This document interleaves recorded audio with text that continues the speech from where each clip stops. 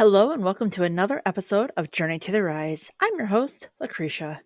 In today's episode, we welcome a man who is a musician who found another way to be successful in the music business beyond playing gigs. How many of us were in band or played music growing up and wanted to do more with music beyond what the school offered? Often we think the only way into the music industry is as a player or a performer. What is missed is the music business is a business. There are endless career opportunities within the music business. A lot of the time when it comes to those careers, we think of music producers or someone who works in the recording studio. But what we don't recognize is there are incredible opportunities within a music store. From marketing to sales, instrument repairs, to becoming a vice president, and eventually an owner of a music store. That is the direction our guest went with his career, and it happened in such an organic way for him.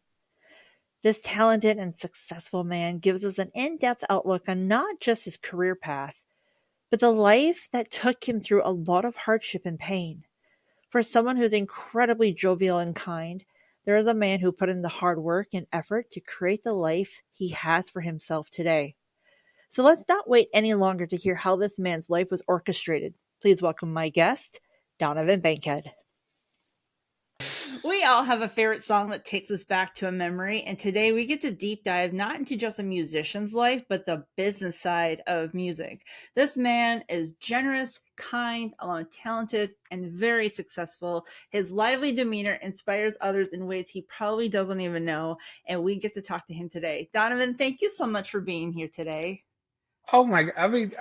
No joke. That's very sweet. Thank you, Lucretia. That's beautiful. Thank you. It's absolutely Such a true. nice thing to say about someone. What a way to start. This is great. I got it. All right, now I have to live up to all that. Okay, here we go. You already Do my live up best. to all that just being you. Trust me. Where did you grow up? Oh gosh. So yeah, that's part of my origin story, I guess.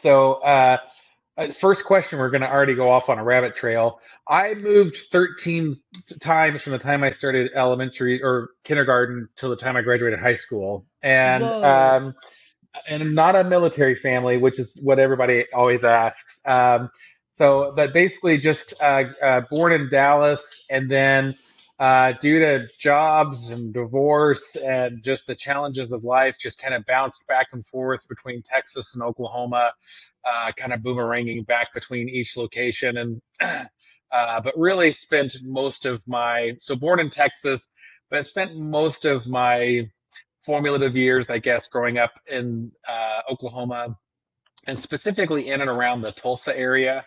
And yeah, and then kind of lived there until I graduated. After college, graduated there, lived there a couple of years, and then moved to Missouri. So Wow. yeah, Texas, Oklahoma. Dang.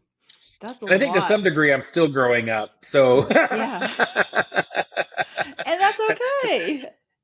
I yeah, think we should yeah, all kind of exactly. carry that with us forward into adulthood. We don't have to stop being Heck yeah. plain and yeah, absolutely. if So with if all we're not these maturing, if we're not developing, and we're not learning throughout our entire lives, then what are we yes, doing? You know. exactly. And throw So some play in there too. anyway, Have some fun and play like a kid. heck yeah, absolutely, So yeah. with you moving all this in this transition, like was there anything within your family or childhood that kind of shaped you for who you are today?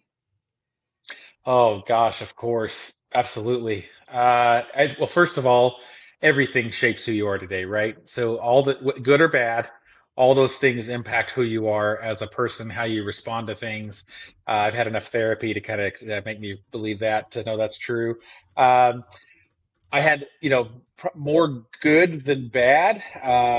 So while my parents did get divorced when I was really young, and they had a hard time getting along at all, they were both very unique and wonderful people. And they both, while they maybe couldn't really stand each other, they both loved me dearly, and they both gave me really great gifts. So Wow. my mother had this kind of Pollyanna optimist spirit about her. She was very, very accepting of people. I remember her telling me, I used to be very kind of judgmental because my dad could be very judgmental. But I remember her telling me once that she would be friends with anyone as long as they were interesting.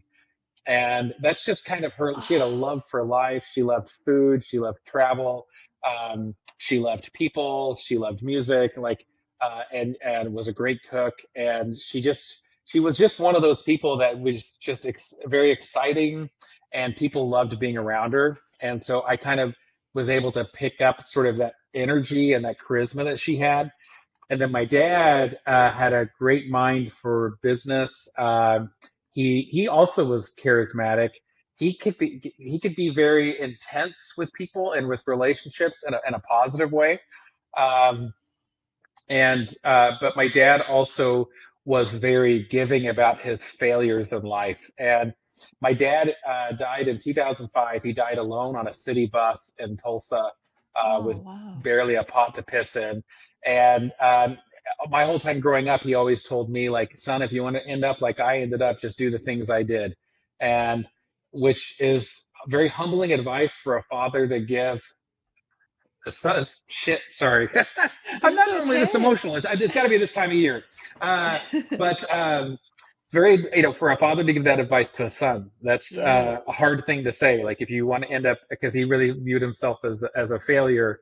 And I think, honestly, by many measures, he probably was. I mean, as a father, I think he was fantastic. But when you die without friends, without money, without anyone around you, um, like that's really sad, especially for a guy that really had the tools to be successful, but he was always Right. looking to kind of get rich quick and looking for the easy way to success, and had a hard time, never learned really to humble himself until he became humbled in the end, which is really sad.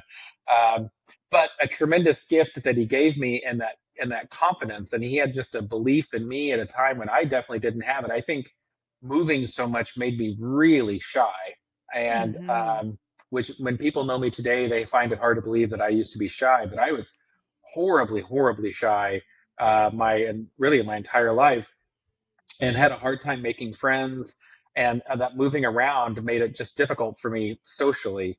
Um, but I had those gifts from my parents in terms of, like, internal optimism, strong work ethic, you know, some creativity, perseverance. I mean, my perseverance is probably the thing that sets me apart. Um, but like, those things were kind of like driven in me to be able to be successful. Yeah. And I think more than anything, getting into music was the only thing that I'd ever been involved in through my school age that I had any kind of excellence for. I wasn't athletic. I've always been, like, the chubby, overweight kid, um, and I wasn't, like, particularly smart. Like, I wasn't a bad student, but I wasn't, like, straight A student or anything like that. So that was kind of a struggle. But playing the trumpet in sixth grade, and I was so fortunate to have such amazing band directors like that. Even though I moved a bunch, the worst director I had, in hindsight, was honestly still a pretty good band director, and I had mostly great band directors. But I could play the trumpet pretty well, better than my peers, and that kind of gave me, like, a source of confidence and inspiration, and ultimately a social network, because I think band is, like, one of the original social networks, and so that experience, I think, was hugely beneficial as well. But yeah, my parents, definitely, without a doubt. They've both passed now, unfortunately, and I miss them both. But gosh, they just, they believed in me, loved me, and supported me. Which, gosh, what else could you ask for? Right. That's incredible. And so when you start playing the They were trumpet, what broke. They were right. they were broke. I was just thinking, what else could you ask for? Well, you could ask for money. Right? That If does they make could have things been a little also easier. financially successful, Right. yeah, that would have helped. But they didn't have that. But what they did have, they gave. So anyway, sorry. Right, Go on with your right. question. No, don't be sorry at all. No, and that's a great lesson for us to take away, right? Like they were excellent. Yes, it'd be helpful if there was a little bit more money, so that struggle wasn't there. And the life lessons that they've implemented in you and how you carried it forward. I mean, that's a true gift right there. It is. It is.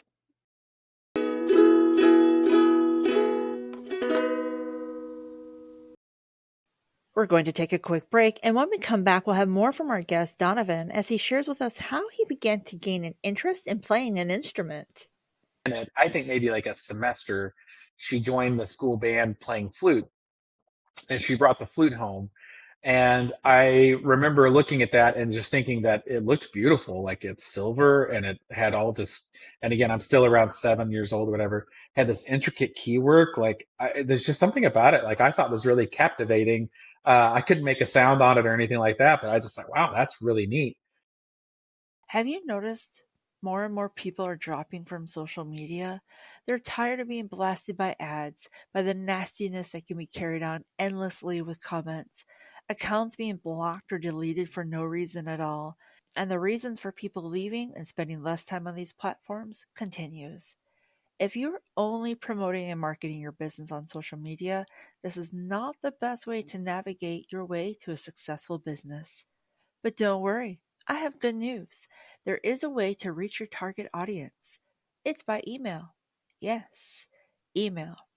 Email marketing is not dead, it is alive and well. Businesses utilizing a smart email marketing strategy can increase sales and deliver a message that will be more reliably received than depending upon an algorithm that continues to change. If you want to know more about how to grow your business with an email marketing strategy, go to girlbosscopywriter.com to find out more. Welcome back to Journey to the Rise. We're going to continue our conversation with Donovan, and he shares with us how college and pursuing a career was never something he thought about, and the moment his life changed its trajectory. And so you start playing the trumpet. What was the inspiration or the influence that made you want to start playing an instrument? Oh gosh. Oh, okay. Okay. Shit. Okay. I'm gonna end up crying again probably. My I have I have three siblings and they're all like half siblings to me. But the sister that's closest in age to me is 7 years old, and she she just passed away Oh, I'm so in the sorry. last 2 weeks, and I didn't even know she was ill. Okay, hold it together here, Bankhead. Okay, You're doing uh, just so fine. she uh, she brought home she got a guitar, an acoustic guitar once, and I was probably seven, right around there, 6 or 7. And I remember being like, well, that's interesting. I thought it was kind of neat, and um, noodled around with a little bit, but never could kind of figure it out, but thought it was interesting. And then for a hot minute, I think maybe like a semester, she joined the school band playing flute, and she brought the flute home. And I remember looking at that and just thinking that it looked beautiful, like it's silver and it had all Yeah. this. And again, I'm still around 7 years old or whatever. Had this intricate key work. There's just something about it. Like I thought was really captivating. I couldn't make a sound on it or anything like that, but I just like, wow, that's really neat. And so when the opportunity came to join band at the school I was going to at that time, they did the dog and pony show of like showing the various instruments. And I think we had, if I remember right, we had like one of those old school slide projector things, and they would put the clear slide on, and here's what a trumpet looks like, and then they had audio recordings of the stuff. And of course, we get to drums, and I'm like, oh yeah, this was like mid '80s, beginning of like the hair metal era. I'm like, hell yeah, I'm gonna play drums. And I'm in a small school in rural Oklahoma, and they raise your hand if you want to play the drums. Well, me and like every boy raises their hand, right? And there's just been something about me that I don't like to go with the masses. I don't know why. It's just kind of always been that way from the beginning. So my hands up, and I look around. I see all the other boys have their hands raised, and then I just kind of drop it. I don't want to do that. If everyone else is doing that, I don't want to do that. And it's not because I wanted to be different or unique. I don't even know what it was. I just don't want to. I just didn't want to be a part of the big group like that. And Mhm. so they went through some other instruments, and then they went to the trumpet, and they did the sound file of the trumpet. Who would like to play the trumpet? I thought, well, that actually sounds kind of fun. I like, so raised my hand for that. And it was me and two other kids raised their hands because, like I said, this is a very small school. And I'm like, oh, okay, this will be cool. And I didn't have any idea that I was good at the trumpet until at the end of that sixth grade year. for the concert, I'm given the solo. Now, remember Whoa. that I'm given the trumpet solo for the solo for Green Sleeves, but that just means I was the best player out of the three of us. So, that's not. That's Uh, still cool but and so though. then I was like, oh, that's cool. Like, okay, that's neat. And then I was asked to join the middle school jazz band the following year, which they didn't usually, bring in seventh graders. Nor, not very often. It was seventh grade. You had to be invited at seventh grade to join. And jazz was amazing to me. I remember being so thoroughly confused. I had no idea what was going on. Um, the notes all had a weird font that they were written in. It didn't look like the rest of our band music that we played. Everybody was playing the music in a way that was different. Like the eighth notes didn't line up the way they normally did. Like it was a mystery. I couldn't figure that one out. But yeah, so started doing that, playing in band that way. It was just so fortunate to have, like I said, great band directors. So my second grade in band, a year in band, my band director was a man named Yule Hanna, who was also a trumpet player. And Mr. Hanna would do something where during the winter months, during recess, you could come into the band room during lunch and he would play recordings for you. And so I remember he was like, "Hey, if you come in today during lunch, I'm going to play Tchaikovsky's 1812 Overture, and this recording is famous because it features live cannons at the end." And I was like, "Holy shit! Like, yeah, I want to hear live cannons. Like Yeah. I'll do that." So I came in to hear that. And then he brought in, all right, today we're going to listen to one of the greatest swing bands of all time called Count Basie. And I'm like, okay, I'll come listen to that. And so I got into listening to that stuff. And then because I was so patently uncool as a middle school kid, uh, like I loved that music. And so while everybody else was listening to, gosh, whatever was popular in 1986 and 87, I was mainly listening to like Count Basie, Glenn Miller, Tommy Dorsey. Like Nice. we were too poor. I didn't have like a Walkman or anything, but my dad had one of those old school large tape recorders, that like dictation tape recorder machine things, and I would just listen to that. It had like a single mono speaker, and I would just take that with me like on my bike or whatever and just listen to this music, because I just loved it. So anyway, Wow. this is a really long origin story. I'm very sorry, but that's how No, I got this is into playing the great. trumpet. So Yeah. and got hooked into music that way. Wow. And so did you stick with the trumpet all the way through like school, like into high school? I played the trumpet today. I mean, I've got a Wow. gig tonight. That's So so yeah, cool. I played all the way through high school. It was fortunate to ended up going to Tulsa Union High School, which has a great music department, great music program, well funded. Got to travel and do a lot of things there. Has a great reputation. Um, and so played there and was the first chair trumpet there. Um, and really enjoyed that. And then that experience led, to be able to go to college, and I playing in college at the University of Tulsa, which that is kind of funny the way that turned out. And I know one of your questions you were going to ask about how TU came about. So the thing with college was, so when I graduated high school, I had moved in with my dad in high school. Both my parents lived in Tulsa, and I just really felt like my dad needed me. He was going through kind of it just seemed lonely, and at that point, I'm high school age. I kind of felt like I should be around my dad more. So I moved in with my dad, but then my dad had been selling life insurance and had I think essentially he committed insurance fraud. Oh no. And so he lost all of his income, all of his residuals, and we got evicted out of the apartment that we were living in.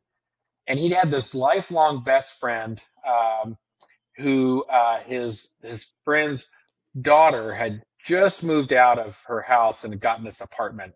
And this poor girl, um, she grew up in a family. I think they had like seven brothers and sisters. Like never had her own room, never had place to herself. She'd been in this apartment for like a week, and we had no place to go. And so my dad asked her, "Can we stay over the weekend, and then we'll be out by Monday?"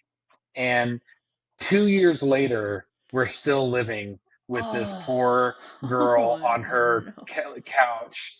And she was a godsend to us. And man, I just, don't know what I'd do without Suzanne having kind of been there for us. Um, but anyway, so we didn't have a pot to piss in and no money. Graduated high school. I was working a couple of part-time meaningless jobs, a temp job, and then working at two different gas stations. Um, and just trying to just live. And in August, my dad came in and he was like, "Hey, we need to go sign you up for classes at University of Tulsa, which is a private college in Tulsa." I'm like, "What?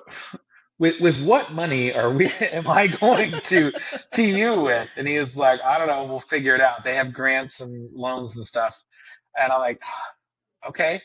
And so I'm just sort of kind of incredulous about this whole experience. And TU had it's a rigorous academic institution, and I did okay on my ACT score. I got really lucky, so I scored pretty well on like math and whatever the comprehension, whatever the other thing was. But the science one, I had no zero comprehension of any of the science stuff. This was just I told you earlier about how luck plays a role, I think, in our success. This just is another example. So literally, I'm reading a few of the science questions, don't understand anything about it. And when I tell you that I just randomly circled the answers without any educated guess, whatever, that's not hyperbole. Yeah. I stopped reading the questions, randomly just selected answers on the science portion of the ACT and got a 21 on the science portion of the What? ACT, a 21 on the thing that I just guessed out of without even didn't even read the questions. And then Wow. my other scores were higher, so the cumulative score was high enough to get into TU. And they, because of our extremely low income status of having zero income, I did qualify for grants. Crazy enough, the government gave my dad parent loans, which is insane. A man who has no job, no income, and then I had student loans. And my first year, I was an accounting major, but was playing trumpet in some of the ensembles. And then the next year, the trumpet soloist had graduated at the end of my freshman year, and they wanted someone to kind of be the next trumpet soloist for like the marching band, jazz band, stuff like that. And so the head of the music department said, "Hey, if you'll switch over to be a music major, we'll pay for all of your classes. So we'll give you a full academic scholarship if you do music." And I was like, "Yeah, I'll do that. Like, I love music. That's what I want to do anyways." I was just Yeah. doing accounting because it seemed like the smarter choice. And so that paid for an education and well, my dad, again, not being necessarily the smartest guy when it came to money, encouraged me to max out my student loans because the interest was deferred.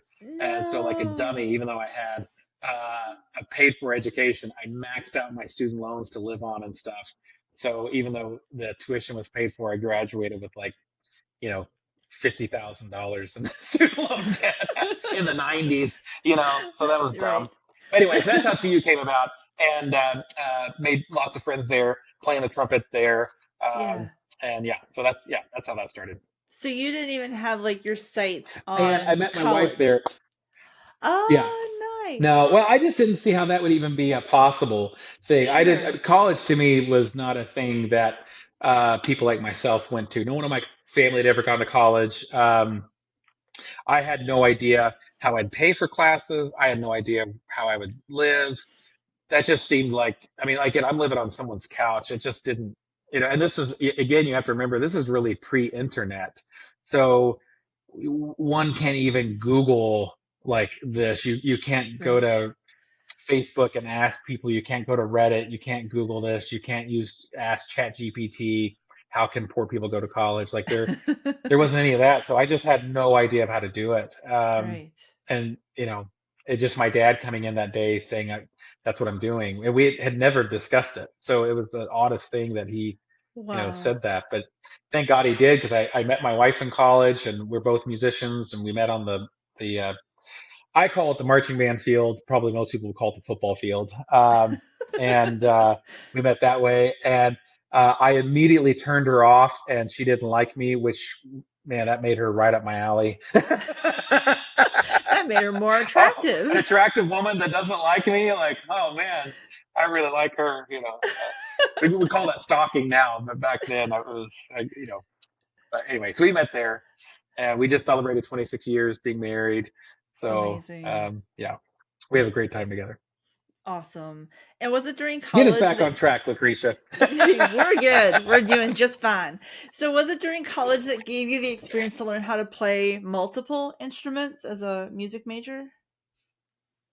A little bit. So, but really, in middle school, the movie Back to the Future came out, Mhm. and that scene at the end where Michael J. Fox's character Marty McFly plays Johnny Be Good, and Mhm. everyone in the audience is just standing looking at him like, "What was that?" But then uh, um, the other guy calls, is it was it Chuck Berry? Did he call Chuck Berry? I think he called Chuck Berry. He's like, "You got to hear this," and like that scene just spoke to me. Like I just thought that's the coolest thing, and I wanted to play guitar, and so I begged my mom for a guitar, and she was somehow able to get me one for Christmas.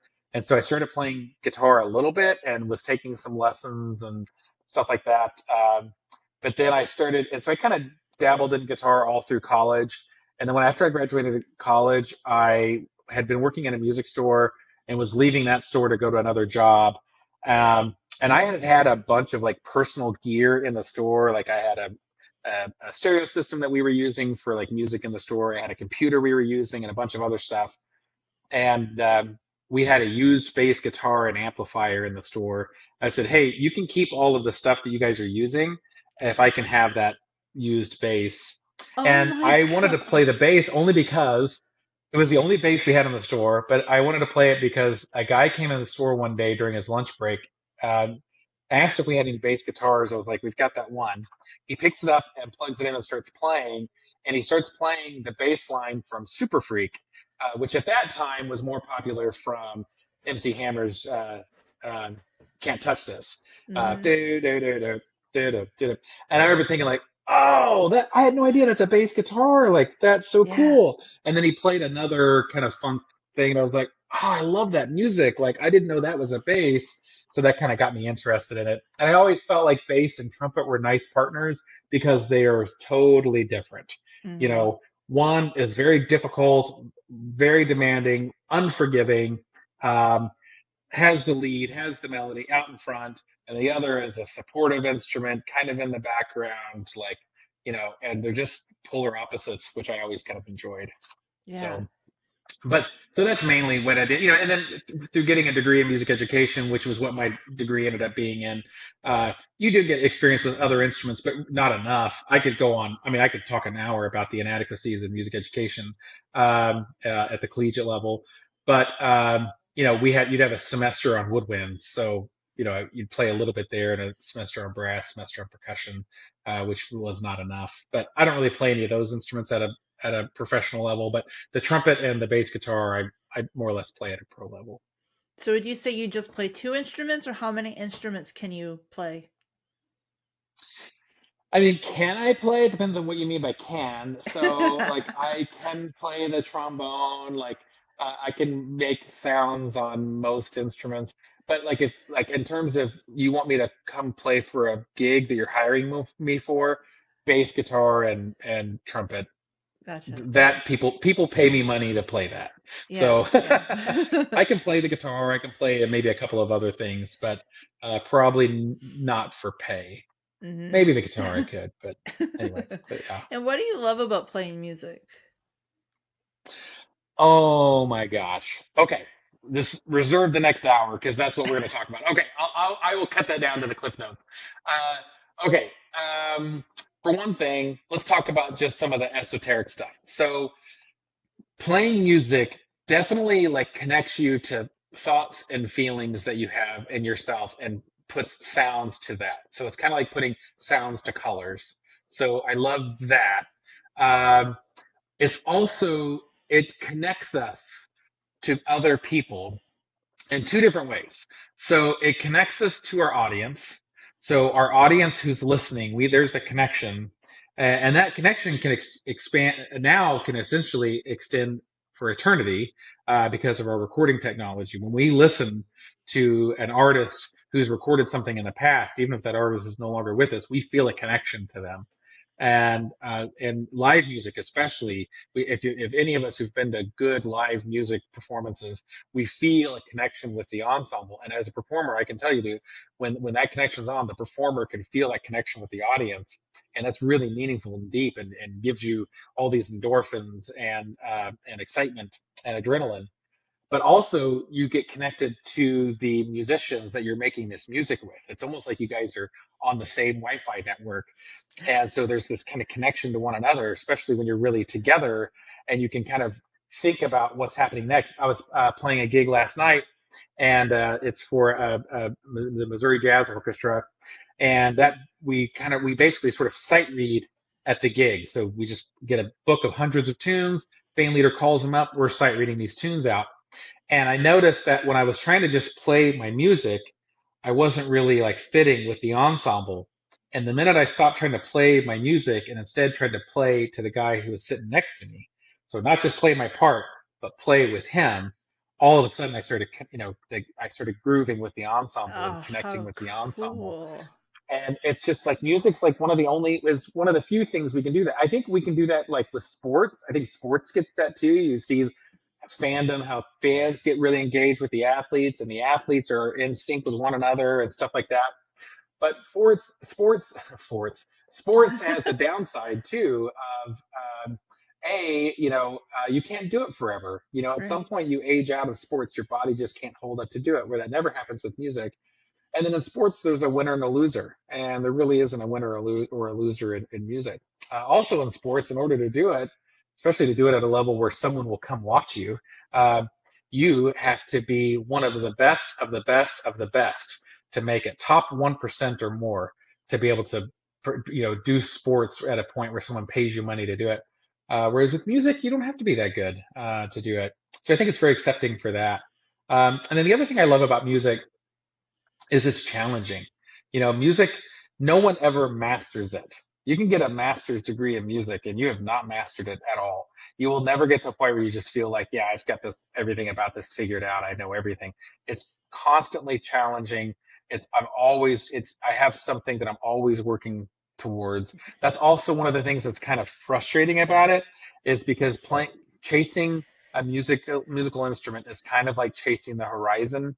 You just feel like you never actually get there. You never get to your destination because you keep moving the goalposts. Hmm. You always think like, oh, if I could get to this level, I'll be so happy. No, you won't, because you'll get to that level, but all along you keep moving the goalposts further ahead of you and further ahead of you.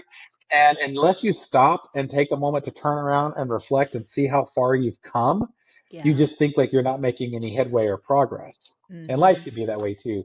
But I Yeah. think music is just fantastic for that. So it's super fun. It's very rewarding. It's challenging. It connects you to people. It brings in friendships and relationships. It's a lifelong challenge, a lifelong activity you can do. Yeah, I love it. Yeah, and I see that with artists like Sam And Bush with the mandolin and Jake Shimabukuro with the ukulele. Like you can go to one of Jake's gigs and it's awesome, and then you go a year later and you're like, wait, he just added more pedals. Like what? He's always pushing the limit with like he wrote a song based on hearing someone play the mandolin and said, I wonder if I can do that on an ukulele. And he wrote a song like that should be played on a mandolin, but you can play it on a uke.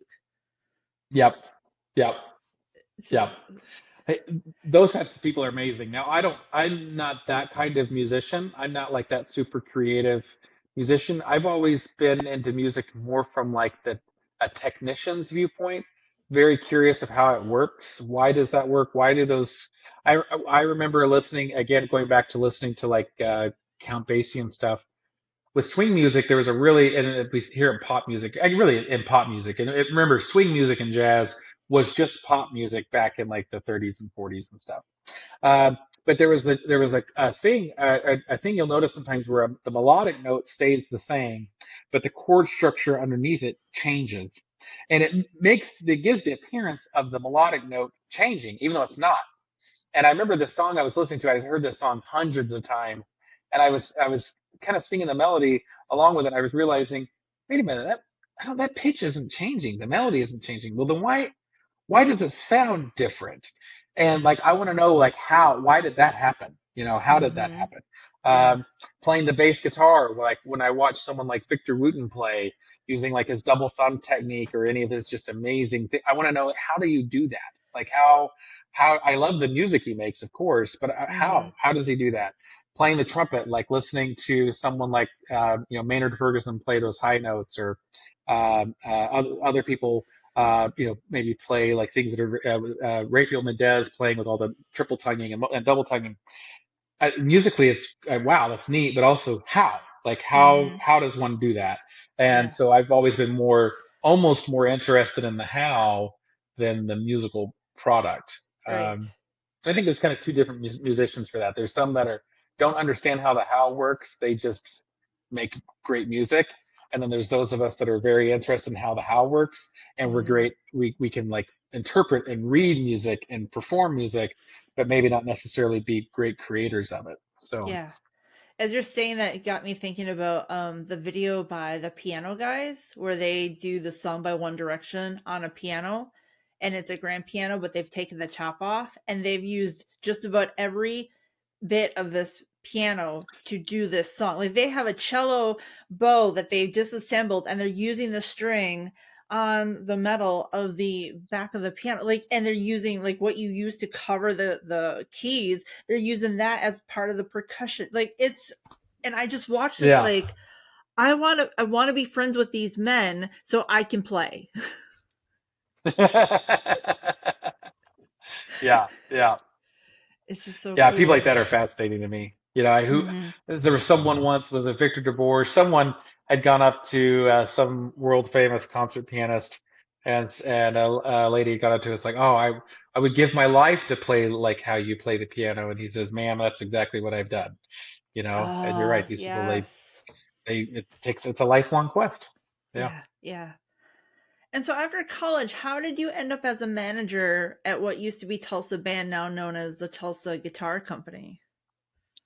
This is such a cool story. Okay, so I guess everyone thinks their life story is cool, but I just, again, luck. It's just luck. Okay, so um, quick version is in college, working at Best Buy. Hurt my back as like a ding dong. I tried to move one of those old, huge TVs back when we had. This wasn't even the CRT style. This was the kind where they shot the lights up from underneath. I tried to move that by myself, and I kind of hurt my back a little bit.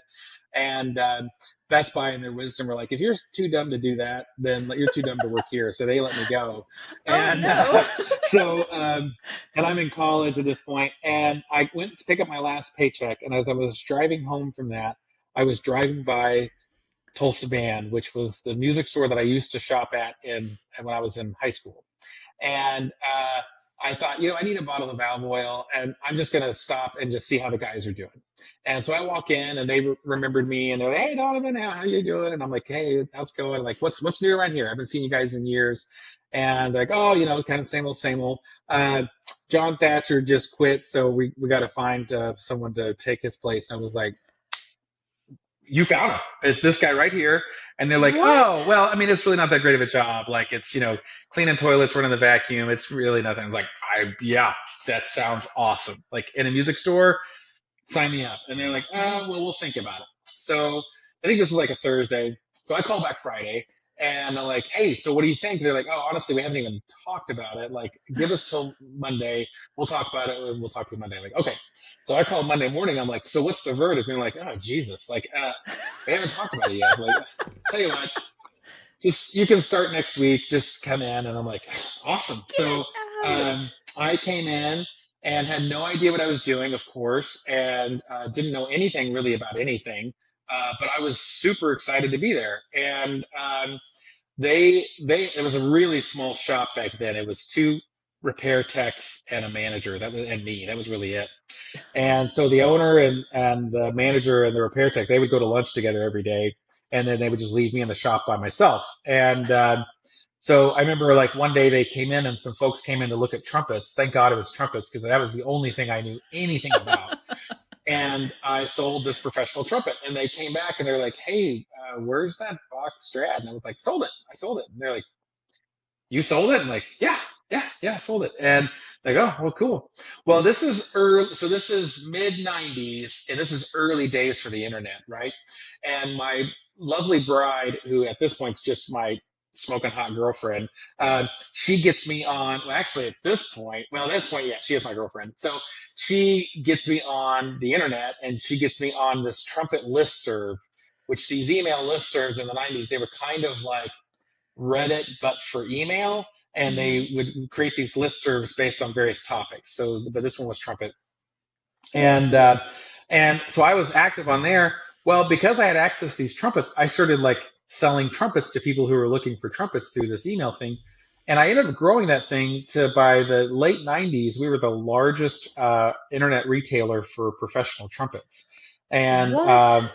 yeah, which is just crazy. Yeah, it's very much a niche, right? Very much a niche. Um, Still. but so I was doing that, and then but I was just working there part time, and the owner desperately wanted to fire me because I was in college, and anyone who's ever gone to college for a music degree will understand this. It's not like any other degree where you can take your classes on Tuesdays and Thursdays and be done by noon or whatever.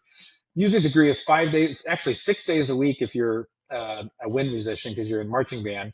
And it's evenings and it's mornings and it's after. So you got morning classes, afternoon rehearsals, evening concerts or ball games, Saturday football games. Like it's a 6 day a week commitment. And so I was often unavailable. And the only reason my boss at Tulsa Band, Paul Felsky, didn't fire me is because he had $150,000 of pro trumpets in stock that nobody could sell other than me. And when I started working there, he had about $3,000 worth of pro trumpets in stock. But over time, with me growing it, we had like all of this inventory. And like he would tell me, he's like, I want to fire you so bad. And he was serious. Like I'd have to argue with him for my paycheck every 2 weeks. And he was like, but I can't because I have all these trumpets here. And like, so it's the only reason he kept me around.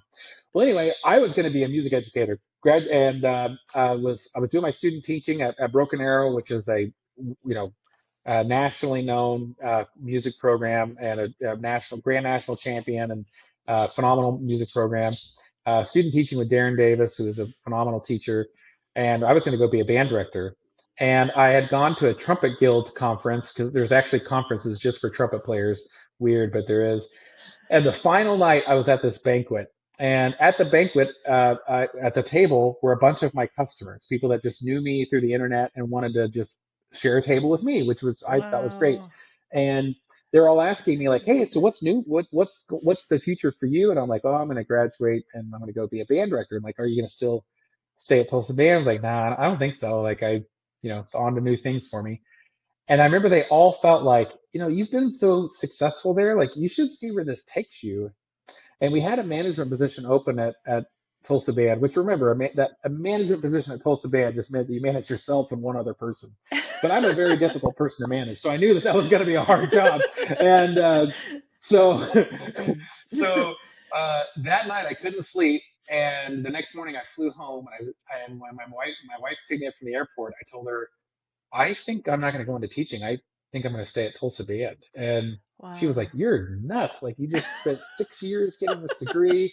You've got a great job lined up at Broken Arrow. Like, we have 50,000, well, with her student loan debt, we had over $60,000 in student loan debt." She's like, "This is nuts." And I'm like, "I know, but like, I need to see where it goes. And if it doesn't go anywhere, I can always go teach. Like, there'll be another job open at Broken Arrow because there was another person that was scheduled to retire. Like, I can get back in over there. I just need to see where this takes me." Yeah. And oh my gosh, Lucretia, that was such an amazing. Honestly, I don't think had I not been at that conference, had I not been at that banquet, had I not been at that table, and had those people not had the interest and the care to speak up, I don't think I would have pursued this, and my life would have been totally different. It may have been better, it may have been worse, I don't know, but like I'm really happy with how it's turned out, Yeah. and it just would not have happened if not for that. So being That's at what was amazing. then Tulsa Band, it's now Tulsa Guitar Company, I was there for a few years, and then I had the opportunity to go work for what was then called United Musical Instruments, was later purchased by Selmer and became the Con Selmer Company, and I was a district sales manager for them. Only did that for 2 years. One of the youngest sales reps to ever do that job. Um, Wow. was honestly not very good at it because this is now 99 and 2000, and this is the beginning of high-speed internet, and I was working from home. And like I was 26 years old. Like I didn't really know what professional sales meant. My idea of sales was just enthusiasm and interest. I didn't know what it meant to, go sell products that, that you're not personally excited about. You're just doing it. Right. But it was such a good experience because I got to learn about the manufacturing side of business. I got to learn about the wholesale side of business. I got to learn professional sales techniques, which was very helpful. I also got to learn that, especially at 26, 27 years old, I was too young to be working without supervision and without any kind of like leadership. And I also learned that I honestly just didn't like working from home and working mostly alone. Like Mm-hmm. I like being part of a team. Yeah. And so when Selmer bought that, it became really clear. So this is now 2001. Became really clear they were going to merge the sales forces, and I was the last guy hired, so I was going to be the first one out the door. And so I needed to find something else. And I was traveling about 120 nights a year working for them. 9/11 happened, and my son was born within. My oldest son was born within 30 days of each other. And I remember thinking, like, I need to find something where I'm home more. Like, I don't want to miss my kid growing up and everything Yeah. else. And so I was looking for opportunities there, and one of my customers was Springfield Music in Springfield, Missouri. And that guy was looking for someone who could come in and be an educational sales rep, so basically a road rep for band programs. And that he didn't have any kids or anything. He was in his mid 50s at that point, so he wanted someone that could help him grow his business and hopefully might buy it. And I thought that sounded pretty appealing, and so convinced my wife to pull up our roots from Tulsa and have her leave her family and friends behind, that everyone that she knew, take our 3-month-old kid and move up to Springfield, Missouri, to take this new job. And Wow. again, another life-changing event, because that was a perfect partnership. And there had been many people like me before me to go through this situation with this previous owner, with the seller, because especially at that point in his life, he could just be a pretty caustic individual. I love him, and he loves me, and he was very supportive of me and very encouraging. But he could also be a real asshole at times, and could be very, very, very difficult to work for. He was very demanding. There's times he would just be rude and mean. Like, I mean, but ultimately, I knew his heart was in the right place, and he Mm-hmm. supported me. And Yeah. so together we grew that business from a single location doing about $1 million a year to, now we just purchased well, I own it now, but I've just purchased my sixth location. I'm getting ready to purchase the seventh, and we'll do probably about $10 million in revenue. That's And that would have never incredible. happened without, his belief and support of Yeah. me. And again, just kind of another fortunate turn of events that I even ended up here, So when you because went my into wife that didn't want to move up here. oh, I'm sure not. Yeah. So when you started, did you step in as their VP, or like what role did you work up to that role? No, I was an ed rep. So outside sales. That's essentially what I was Okay. doing. Um, but it became really clear to everybody. So the owner at that point, he kind of wanted to be able to step away from the business more. So he wasn't there all the time. And the manager that was there at the time became kind of the manager by default. He actually was never even told he was the manager. It's just the previous manager left. The previous owner couldn't ever find the manager he wanted, so this guy just sort of became the manager. And so because of that, there was a real lack of leadership. And with the former owner's kind of, like I mentioned, can be kind of bombastic, sometimes caustic personality, there just needed to be positive leadership, and there needed to be someone that could take his visions and frustrations, Mm-hmm. distill it and clean it up and remove some of the vitriol, and then get it to the team in a way that was positive and productive. And so Right. I just kind of put myself, hey, you vent to me, and then I will get that to everyone else. And I wasn't really trying to be the next guy in charge, but it just came that way. Wow. And I think it became obvious to everyone because I had mentioned to the owner, I was like, hey, next staff meeting you have, like, I need a couple of minutes to talk through some stuff. And he was like, okay, we'll have a staff meeting on Friday. I'm like, all right, great.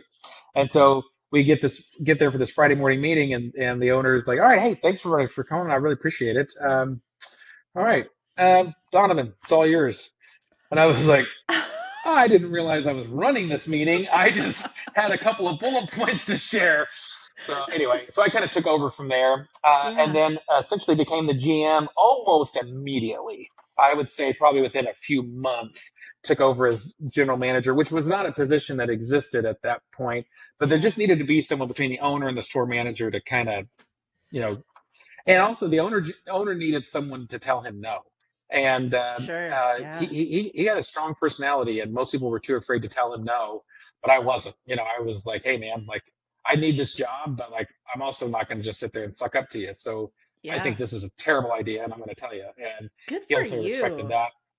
Um, and then that led to becoming vice president and being an officer of the company. And that was mainly for expediency and signing agreements and stuff, So vendor agreements, he didn't, by that point, he was retired. And he didn't want to have to come in to sign dealer paperwork and vendor paperwork and stuff. So by making me an official officer, then I could do more of that for him. And then when he really was kind of stepping out, I was like, it'd be nice if you made me the president, it better acknowledge my roles and responsibility in this company, that I'm running this company. But Hmm. then I also had two other women that I was working with that I wanted to make VPs, because like I wanted them to have a title that kind of connoted like their importance to our company as well. Um, and so he was agreeable to that. And so then I was president for many years, and then in 2020, September of 2020, bought the business from him, which at that time was called Springfield Music. Um, Bought that from him, and so as of today, we're recording this December of 2023. I'm the president and owner, and the company is now called Ernie Williamson Music. So, That's but yeah, incredible. so that's kind of how that whole came about. Yeah. And I think when you have someone who is like with that kind of personality type, if you go in where you're just like a bull and like bunting heads, you're not going to get anywhere. But when you go in with the respect and understanding this, like the psychology, it always comes down to me, like in a way, psychology. This is how he works. And this is how we approach him. And we don't do it in a manipulative manner, but with respect. And we're working towards a common goal. So it's he and I against the problem. I think they're able through Yeah, that stubbornness and orneriness to recognize, like, oh, this one's coming to me with their heart and with respect and communication. And I think that yeah, opened the door I for totally a agree good with you. working. Yeah, I totally agree with you. I think my dad told me something once that I've always held on to. Um, Strangely enough, which is too long of a story to get into now, but when my wife and I met, her parents absolutely hated me and forbid her to see me, and so that kind of created a lot of drama. And we dated for 4 years, and during that entire engagement, like I'd met her parents once, and they were completely Wow. opposed to it. Then we got engaged, and they were like, when I proposed to my wife, I kind of told her, so like, before you say yes, like here's the deal, like if your parents are still like not going to accept me, then like you're going to have to basically cut off your parents, because like this will just never work if we're married and they're Right. still like shit talking me the whole time. And but in exchange for that, if they do accept me, then I will forgive everything that's happened in the last 4 years. And so she said yes to that. And I remember talking to my dad, saying, I'm kind of worried about my end of this agreement here. Like I'm definitely harboring some resentment out towards them. And I told Yeah. her that I would forgive, but I'm finding it very difficult to do. Right. And so my dad had great advice. He said, okay, here's what you do. Um, Find something about them that you can respect or admire, and only focus on that. And I was like, well, Oh, that's really hard to yeah. do because I know almost nothing about them. I don't know these Sure. people at all. And what little do know, I don't like. But then I remembered something. I remembered, her parents grew up in like poverty, and her mother got pregnant when she was 16. And her her extended family is a lot like my extended family was, like a lot of drug addiction, alcohol addiction, poverty, stuff like that. But her parents worked their asses off, working 2 or 3 jobs to take care of her and her brother and to give her and her brother a solid middle class life. And her parents were very successful doing that. And I remember thinking, like, you know what? I respect the hell out of that. Like, when Mm-hmm. you grow up in a situation where like your siblings are doing drugs, your friends are doing drugs, everyone's up to no good. Like for you to decide, like, screw all that. Like, I've got an obligation here. I've created a life. I'm gonna just work my ass off, working 2 or 3 jobs, and like we're gonna make ends meet and pull ourselves up. Like, I respect that. And so I focused on that. And so with the previous owner, with Lee, same boat. I had a lot of respect for him. He graduated high school, really had no interest in school, had no interest in other education, but was an entrepreneur. And he'd been very successful in his business and had made a really good life for himself. And I admired and respect that. And honestly, he had a lot of times the things that would make him mad in business were things that were fair to want corrected. It's just Mm-hmm. how he would handle it was bad. And so it just took a little bit of maturity on my part to say, I don't appreciate that he called me and cussed me out, but it's fair that he's pissed that half of us, the lights are burnt out in the retail showroom. So it's fair that he's upset that it doesn't look good. That's fair. Yeah. He didn't quite have to ream me out the way he did, but that's fair. And Yeah. and so I'd always try to, after I could calm down, I'd pick the nugget out and Mm-hmm. flush away the rest and handle that. And that created a good partnership. So and to this day, I mean, I just talked to him this morning and was catching him up on all the great things that we're doing, and he was just so encouraging and supportive. And I mean, we kind of have a father-son relationship. They never had kids, and so Mm-hmm. and my dad, I started here in 2002. My dad died in '05. So over time, I think we just kind of had that relationship with one another, and Yeah. so I love him dearly. And he did mellow out with age a little bit, but it took him until his late 60s, I think, to kind of mellow out. Yeah, those stubborn ones, it's like, water over a rock. It just takes a long time to kind of smooth out those rough edges, but they'll get there. That's true. That is true. Yeah, decades and decades and decades. Yeah. Yes. That's it for today with Donovan. In our next episode, we continue our conversation and we talk about the most important partner you can pick, not only in business, but also in life. We get to find out how his wife plays an intricate role in his success, and not just in business, but also his personal life. We've learned to be able to appreciate the other things about one another that make the relationship work. Yeah. Um, and what that has also meant is a certain amount of just tolerance. Like, Hmm. it's like she's just not gonna be me. She's not gonna be someone who's super interested in politics and religion and philosophy, and like that's just not gonna. She's just not academic in that way. She's not gonna find that super interesting.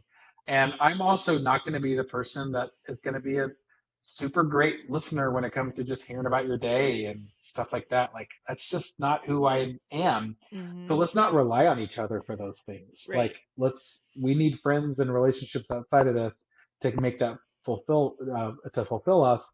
But let's recognize what we do bring to each other and appreciate that and celebrate that. Thank you so much for listening to Journey to the Rise. Please do give us a follow on your podcast app so you have the latest episode downloaded. If you want to follow us on Instagram, you can find our account at Journey to the Rise Podcast. This episode was researched, produced, and edited by Girl Boss Productions. And please remember to be kind to yourself. When you're kind to you, it is easier to be kind to others because you can't hate yourself into a version you love. You are worth more than you think. I'm Lucretia, and you've been listening to Journey to the Rise.